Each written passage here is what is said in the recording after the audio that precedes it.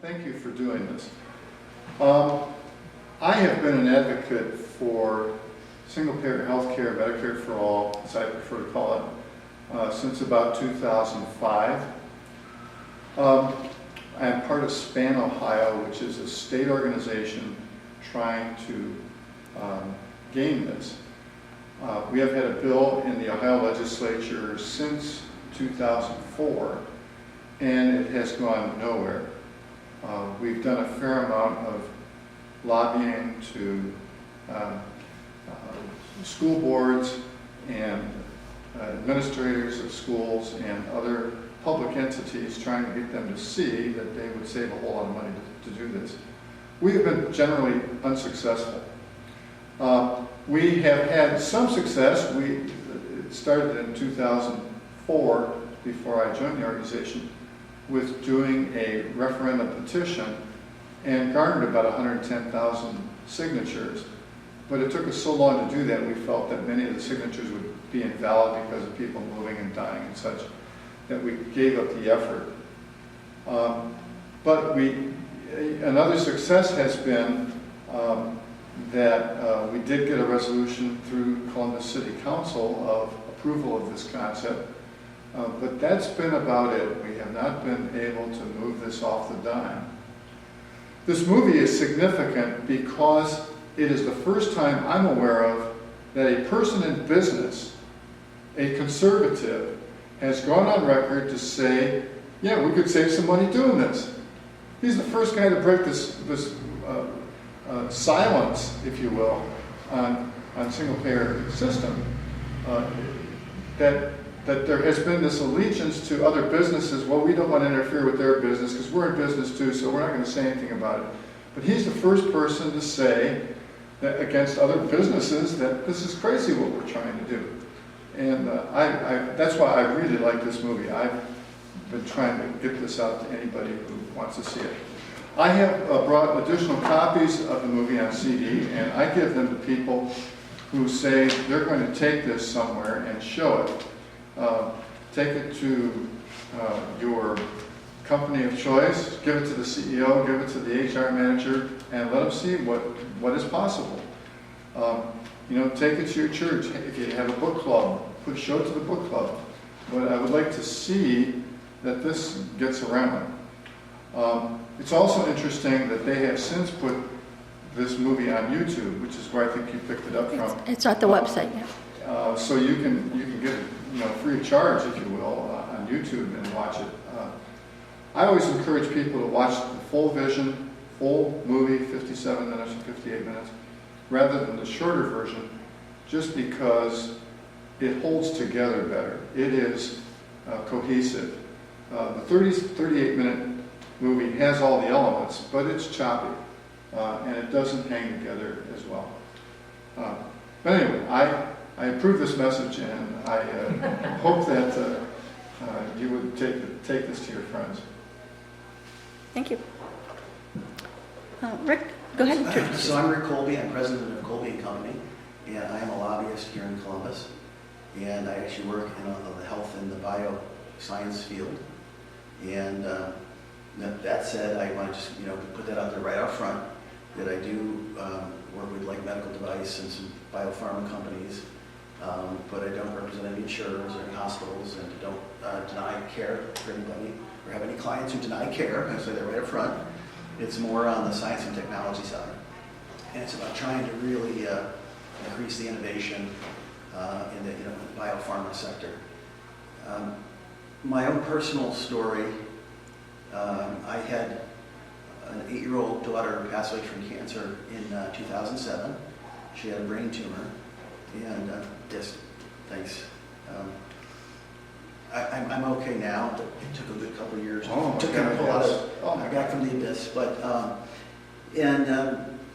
what I saw was that my premiums, when I started my business in 1996, I left the state health department. I was their legislative director.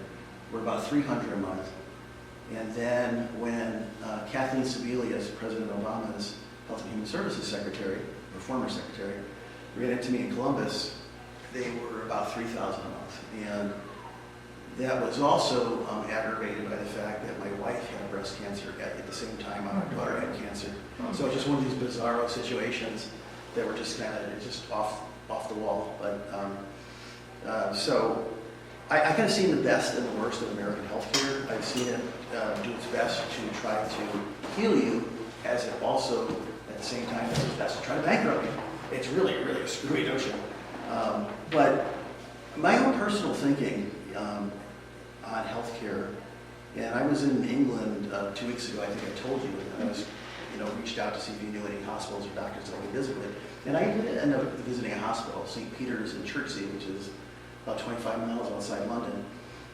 And just to have a frame of reference, because I'm going to be advocating for healthcare reform no matter what. And what was shocking about this movie was the sense of deja vu. Nothing has changed. I worked at the state health department in 1992, 1993 on healthcare reform at the state level. That's when President Clinton and Hillary Clinton were trying to do reform at the federal level. And it was the same stuff then. And we passed state reform in Ohio, and it was the same discussion then. That was like in the mid-90s.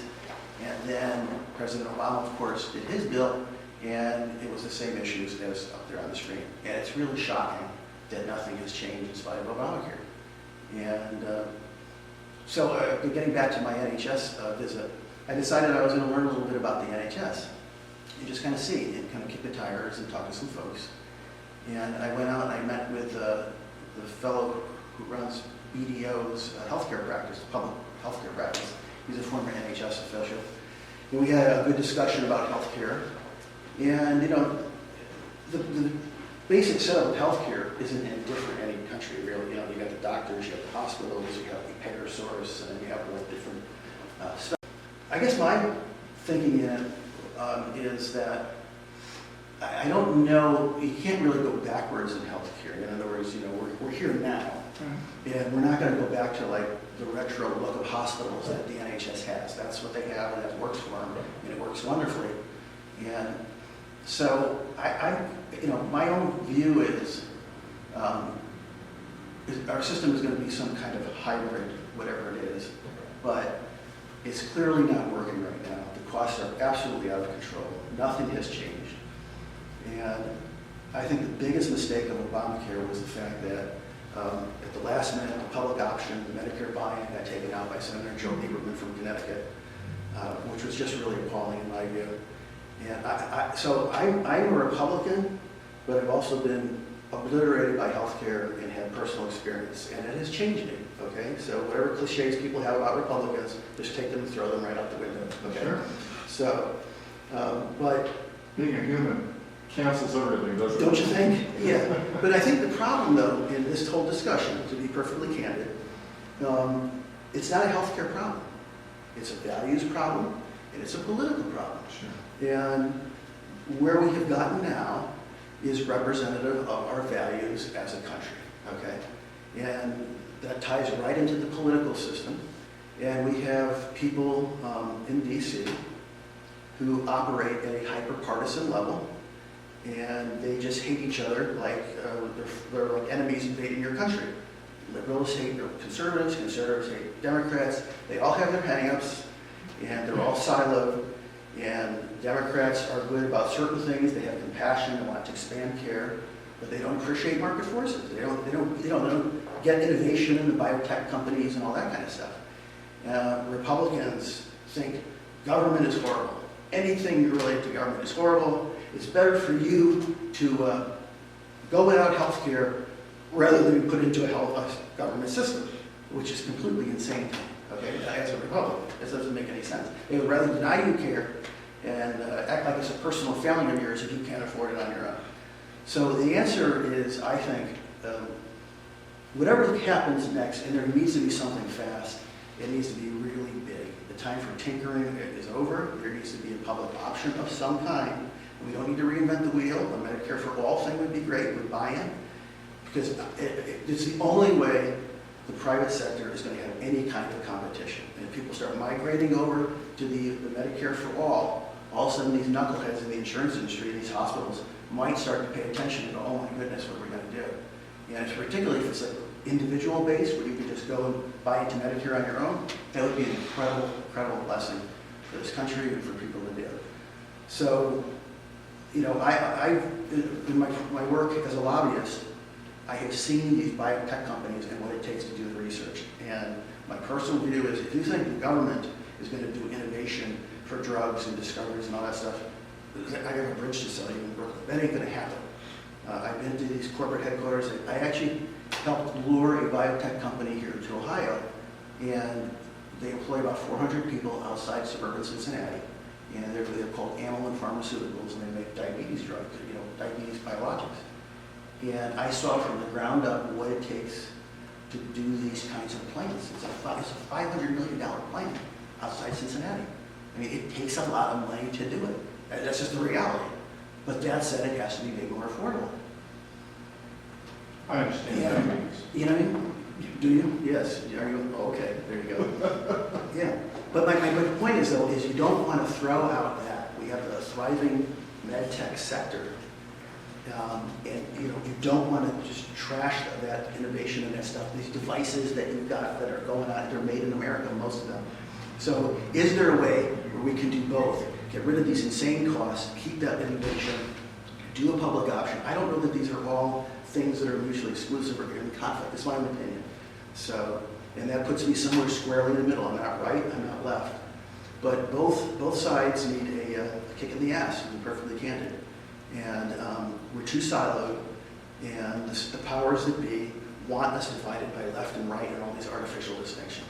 And one of the things that I learned as a parent was that healthcare is nothing about ideology related to it. It's not conservative, it's not liberal, it doesn't make a difference. It just is. What works? There's people who need care. How do we get them to care? Is it public? Is it private? Doesn't matter, right? So as long as we're divided, we're not going to get the reforms we need. We'll be here 10 more years, God help us, talking about the same movie and the same themes. And our broken political system will not reform because the big money in the system is out of control, and the people that are in the system don't have the values and the leadership and the courage to do what they need to do. So until we reform our political system, until people on the left and right band together and get out of these silos and these artificial distinctions, we're not going to get healthcare reform. And I'm not being pessimistic, I'm just being realistic about it. You know, there's things we can do to be clever, short of a full-blown single payer, that are in line with Republicans here in Ohio. You know, why not let people buy into the state employees health plan? There's 50,000 lives. Everything in the system is designed to prevent people from aggregating and buying. When I tried to find a solution, I was just buying on my own, so I was just getting hammered in the marketplace. I looked into every available option I could, and the system is in statute, is designed to block people from aggregating together and forming their own groups and buying healthcare. And until those kinds of things can happen in a really smart way, I mean, we're not going to get anywhere. The bigger the base, the better the base. It is, but the laws are designed to prevent that. Okay?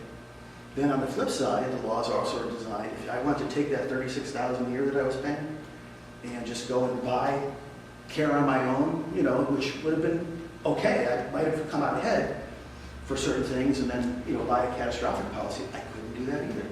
You know, the Affordable Care Act ratcheted down on the HSAs. Not that those are a solution at all. You know, the thought of people shopping and negotiating on their own is crazy. That's not going to happen. So anyway, so those are just some thoughts and impressions on healthcare. And I'm there with the concept of single payer. I don't know that the classical, you know, single payer, I'm open to discussion. I just don't want to trash the innovation in the private stuff, but while recognizing it's completely out of control in terms of costs. So. Thank you, Rick. Rick, I have one question. Do you think that there are market-based solutions out there that would, like you mentioned, that would be palatable to the more conservative folks Well, here's in the Ohio? thing too, you know, when I was talking to BDO, you know, the NHS has cost pressures too. And their population is aging in England, and they have diabetes and all the things that go along with aging. And then they have new people coming into the country, immigrants who are using the system that they didn't budget for, because that's essentially what they do is they budget and try to make it work. So they have cost pressures, and they're trying to look at American practices, believe it or not. I know it sounds horrifying to hear, but they're trying, some of the things about, paying for outcomes and, instead of volume and all that stuff, they're trying to do some of these things and adapt, and that just kind of fused my synapses, seeing that kind of stuff. But, so they're trying to do what some people are doing here, but within the NHS structure, which I thought was really interesting. So I think there are market-oriented solutions that could be done, but I use that as a pretty loose term. I say market forces, I say give people Medicare option for buying versus the private insurance, and then just get out of the way and see who goes where. And if people start leaving and go to the Medicare system, that's a market-oriented solution. That's a competition with the private sector. They're getting a cheaper deal. But these hospitals and the way they come up with their charges, there's no basis in reality. It's this dark abyss that nobody can get into. It's not public. And the NHS guy said to me, which this is, you learn things when you're in motion and going to different places. And he says, your costs are hidden. How can you reform anything if you don't even know what your hospital costs are? You know what I mean? So I think we're going to have to pry into that somehow. I don't know what form that takes. It might be, again, this is heretical notion for a Republican. We might have to have the government set rates at hospitals based on their costs and say, here you get it, and then just get out of the way and let them go to it. Medicare does. That's what it does. Medicare does. Yeah. So, so I think there are, and like I said, it's a mix of things. It's not either or. It's not like either I hate government and I want the current system to continue and spiral, or I love government and let's kill all the innovation. One of the things I would just say about government-private is that there are countries in Europe that are not single-payer and they're not socialist like the NHS in Europe. Yeah. They use insurance companies. Germany does, Switzerland does, and a number of the others do. But those insurance companies are all regulated to every I and T that's crossed. They will pay their bills within 3 days. They will take everybody who comes to them. They will all charge the same rates. And, that's the way they do business, and they're nonprofits. So there is a way to do that, but it's still going to demand a whip that's going to keep people in line to what's going on. You need some kind of referee in the system. There you go. Exactly. Right. So I don't know what form that takes, and that could be something to be determined. But I've also seen public systems that don't work so great, and I've done some work in Brazil and stuff on healthcare. And there's drugs that are routinely covered here that unless you file a class action lawsuit or something, then you just don't get it. And we're not ever going to tolerate something like that. So, and I know parents from other countries who are in Pittsburgh, from India, and Brazil. There's a couple from South Africa at Cincinnati Children's. They're down in Cincinnati. And they have essentially left their countries to get life-saving medical treatment for their kids here. Now, of course, the reality is they left those countries with the clothes on their back. They've mortgaged everything to pay these outrageous prices here. So they've raised like $150,000 for a liver transplant for their child with maple syrup urine disease to get a transplant in Pittsburgh. And they're heroic, and they're here, and they're in this immigration limbo. But and they've actually been told by hospital social workers quietly, which is, instead of paying $150,000, if you went illegal, off the grid, we would just have to, treat you no matter what. So, really? So, people who play by the rules as usual get penalized. So, it was a long way of saying that, if you do a liver transplant in Sao Paulo, Brazil, versus Pittsburgh, which is one of the best places in the world, it's quite a difference. And some kids, die on the table in Sao Paulo who wouldn't die in Pittsburgh. So we need to be really clear-eyed as we try to reform this thing, what it is that we want. Because it's not just simple to say, public and everything's dandy. It's like, what is our public sector going to look Interesting like? work going on at the government levels. I think it's productive. I think it makes a lot of sense, and I hope they will continue to innovate. Now, when it comes to single payer, I want to make 2 points. One is, if we do nothing, we're going to have a single payer. It's going to be called either Aetna or Humana. In fact, the Justice Department just last week announced that they are going to look at anti-monopolistic legislation to prevent the merger of, well, it's 2 groups, Aetna and somebody else, and Humana and somebody else. They both want to merge. So we might have a single payer system with unparalleled pricing power. Include the co-pays and deductibles. So if you're talking about out-of-pocket expenses, like for your family's expenses with your daughters and your wife's medical bills, it's going to be more than $5,000 a year. It all depends on how serious and how technologically challenged the procedure that eliminated taxes and premiums and had one word to describe that, then you would be talking apples and apples, not apples and oranges. At the national level, the bills that have been introduced don't have really specific financing. The HR 676, which is what John Conyers has introduced year after year, and it isn't 1,000 pages long. It's like about 10 pages long, so it does not have to be complicated. The numbers I've seen thrown around are 8 to 10% payroll tax. What's your recollection on that, Bob? Yeah, I saw 10 to 13. 10%. Well, let's say 10%. Middle level wages, $50,000 a year, right? 10% of that is $5,000. Well, the employee is already paying that $5,000. If I understand that payroll tax would be split between the employer and the employee, it would be a huge savings for both of them. So let's get away from talking about taxes and premiums and think of them as basically the same pot of money. It's just how do we go about getting it. I don't think anything's going to change in terms of employers and employees and taxpayers responding to this kind of legislation unless we can talk apples and oranges to oranges. I think that is crucial to do. I think that was all I wanted to. I think Americans accept things that in other countries would cause open revolt and revolution in the street. And other countries would not accept health care at these level costs. And you can even apply that to college costs and college debt that we're inflicting on kids. I mean, kids are graduating 25,000 in debt is considered a low amount today. I talked to a guy who works at my bank. He said that only 25,000 is student debt. My granddaughter has 50,000. And I help. I contributed to her account. Sure.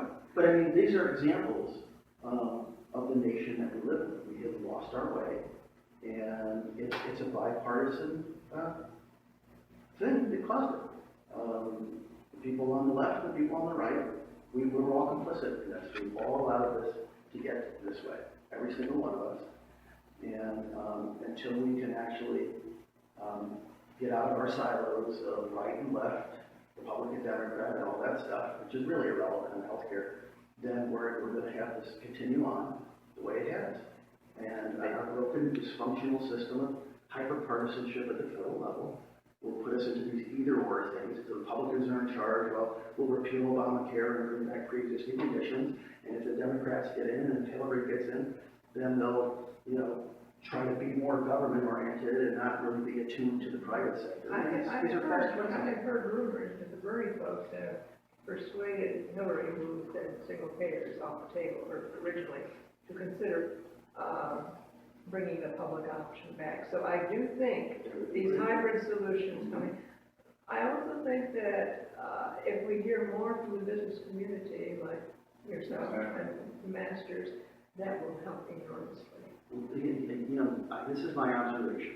When I came here today, and it's a small group, but it doesn't really matter. I came loaded for bear. I was going to tell everything the way it was, once and for all. And the reality is, at these chambers of commerce and stuff, the insurance CEO golfs with the business owner guy, and they're all buddy-buddy, and they're all at the country club. And anytime the Chamber of Commerce tries to do some kind of reform for healthcare, then the insurance guys who are really wired into the chambers complain and say, oh, our costs will go up, and it'll be socialized medicine and all this stuff, and then everybody panics. And that's what it is. It's really essentially what happens. The Goldberg come out, and people just look like deers in headlights, and they freeze. They don't know what to do. They don't, costs are going up no matter what they do, but if you do this, then they're going to go even more, and they just freeze and they panic. And so it's really a failure of our legislating on both sides. It's really unconscionable that the Medicare buy-in was taken out by Democrats. If you can't get a public option from Democrats who are going to charge, good God, are you really going to talk about from Republicans? Come on, So, we have a failure at our national level, and I think by any objective standard, and I think that's nonpartisan and bipartisan, people recognize that. Both sides are dysfunctional in how they approach politics and the hyperpartisanship. But in 1992, when Bill Clinton rolled out his health care plan, I was working in the Wright administration at the health department. And we had our own state little healthcare reform effort going on. And I guess it can sound hard to believe, but we were Republicans.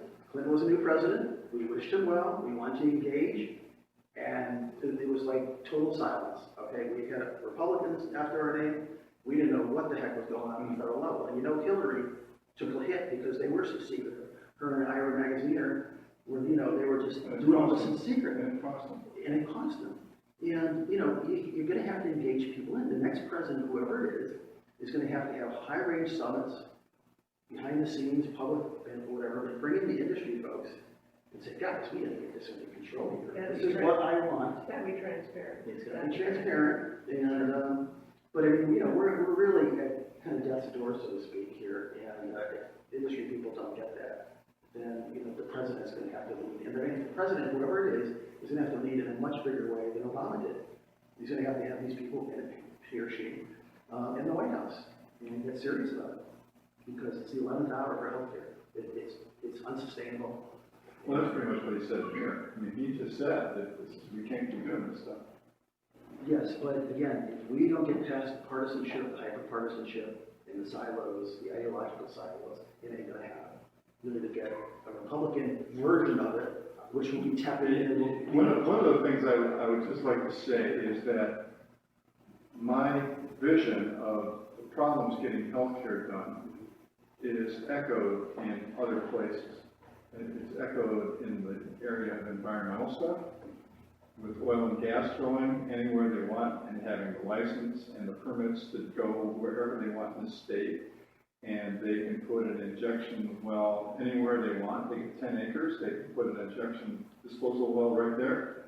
And local people have nothing to say about that. And so the problem is not just in healthcare that we have the silos. It's kind of a universal thing. If you go to, gun control, we've got people killing each other all over the country, and we can't do anything about that. We've got it in education where costs are running, and nobody can do anything about that. We've got it in all these areas where there are decisions being made, and what is driving those decisions? It is money from people who are interested, who have the money to drive the train. And there's so much money being poured into political interests now that there's no ability for people to be immune from that. And that's why Citizens United is part of it, but it's not the whole story. I mean, there's a lot of other things in regulation and legislation. So where do you see hope, Bob? Where do I see hope? I see hope that a business leader saw a new vision of life. I'm hopeful about that piece of it, that which engages a whole new audience. It engages people on the business side in a way that we have really been ineffective in. We have not been able to touch that group at all. and I had nobody connected. The tools to reform healthcare are right in front of us. The digital technology and organizing stuff that exists. It exists right now.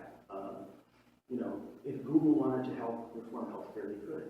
You know, they went dark over some issues, some copyright issue, and they went dark for the day. It was a big deal.